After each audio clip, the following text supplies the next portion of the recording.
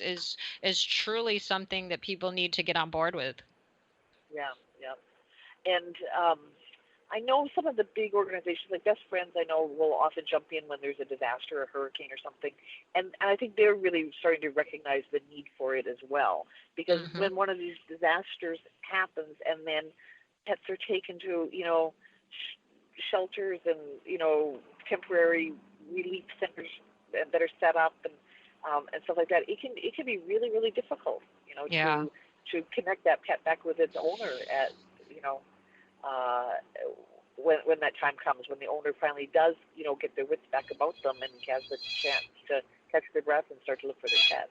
And so I think there is starting to, there is, the need is finally starting to be recognized.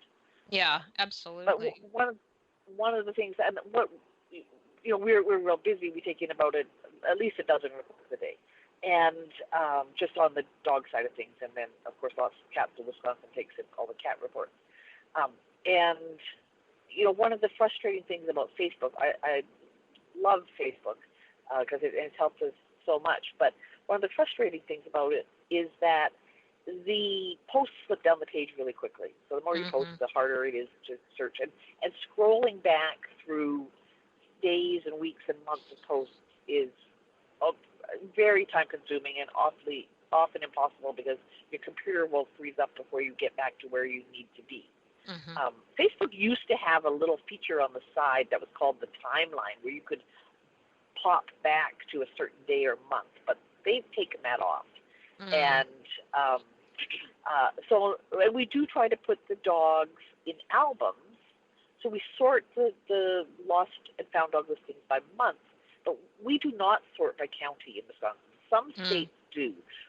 But we just always feel, again, like you need to be looking more than just one county around you. And but the nice thing about Helping Lost Pets is that they do have a really handy search tool, and you can very quickly search. I mean, I keep it open on my computer all the time, and you can quickly search by, of course, by species, so you can search dog or cat or bird or ferret or horse or whatever, and then by breed, gender, and then you can narrow it as much as you want. You can search by city, you can search by county, by state, and even by color. But we always warn people, like, don't narrow it too much at first, because the finder and the owner might have described the dog completely differently. So, what's a small dog to one person, because it does sort by size, is not, maybe a medium dog to somebody else. So you don't want to miss the listing by being too focused. So I always tell people to be broad while they're using the tool at first, and then narrow down as they look through the results. But and it goes back all the way. It keeps every listing back that all the way back. I can imagine. When we started using it, I think it was about 2000 and I want to say 2015. I think when we started using it. So and it goes back further than that, but came in 2015. Well, I can imagine the amount of, listings just one of the states has, how difficult it would be, to search back, I'm sure. So this is another good reason for people to, of course, we want everybody locally here to post with us, and then we want you to post with the Lost Dogs of Florida, which will go through to the Lost Dogs of America. So, it just gets out there nationally. Yes. And then, like, for an example, like, let's say somebody finds, and of course it works best if it's a fairly identifiable breed. But let's say somebody finds a female German Shepherd in California, and it is pretty quick and easy to pull up all of the lost female German Shepherd in California, or you can then start to go by state, or you could do the whole country. And so it's pretty easy to look through them, and boy, that is just so useful, that we've got all that, and you're not having to look through, countless Facebook pages and Craigslist and groups and blah, blah, blah. Yeah, I was gonna say this to Rob and we didn't get a chance, but how you just said across, you can search all these different states, and it seems like recently, and maybe it's just because it's become, as we talk about, it seems like there's a lot more lost pets. No, I think it's just a lot more is brought to light now with all of this, good work that we're doing to help them. Um, but it seems like there's been so many recent stories about pets found so far away. Like just the Yes. other day, there was a Florida dog in Michigan, I think, or vice versa. Yeah. That was just yesterday, I think. And Yeah. every single day we're seeing more and more of these stories, and what that is so important to talk about is not only the national database but also the microchipping. You know, um, Right.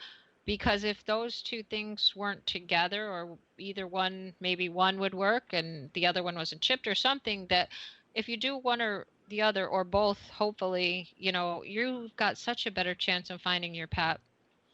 Yes. Absolutely.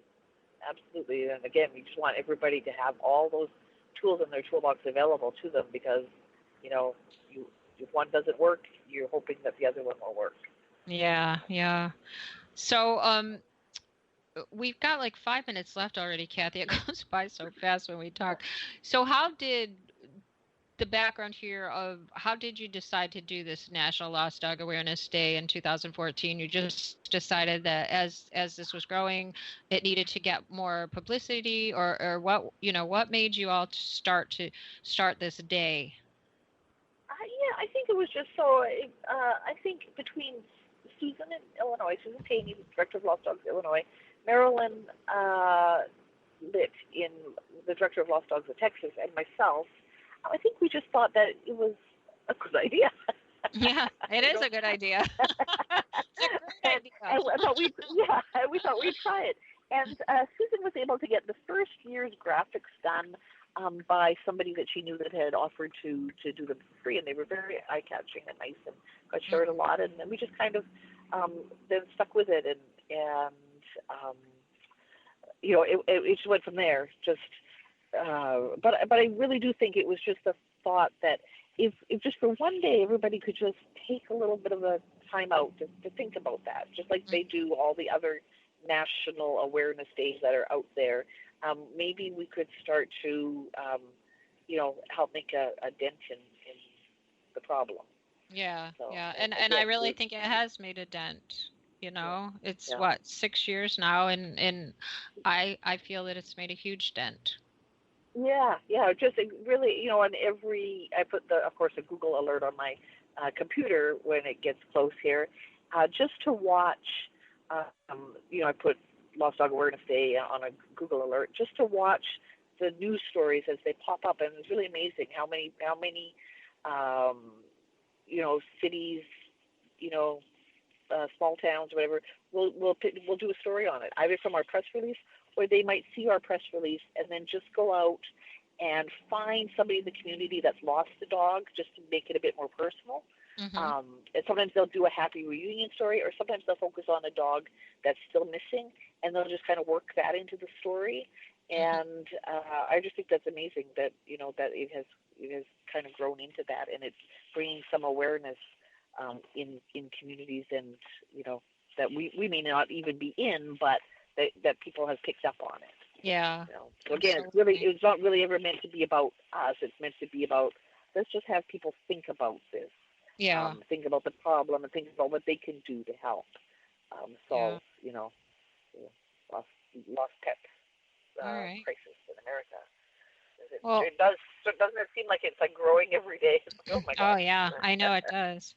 Well, Kathy, would you I want to thank you again for being with us and talking about National Lost Dog Awareness Day. And can you tell everybody how to find your webpage? Yes, so it is lostdogsofamerica.org, and there is a tab on the on our website with the link to the Lost Dog Awareness Day graphics and stuff like that. Anybody's welcome to use any of that that's on there. And then on Facebook, we are Lost Dogs of America. All It's an right. educational Facebook page. All right. Well, thanks again for talking with me, and I look forward to talking to you each month. That's great. Thank you for having me, and I really appreciate all the work that you do there, and how much awareness you're bringing to the whole lost pets. Uh, Oh, well, yeah. I like to call it industry, but the Yeah, whole all lost right. pet situation, yeah, in Right. America. All right. You're welcome. All right, everybody. So remember that a lost pet can't tell anyone where it lives. So please be sure your pet is microchipped and wearing its ID tags. And if it is chipped, be sure that chip is registered and up to date. I'm your host, Patty Giarrusso, and this has been Let's Talk Pets on Society Bites Radio. Thanks for joining us today, and until next time, take care and keep your pets safe.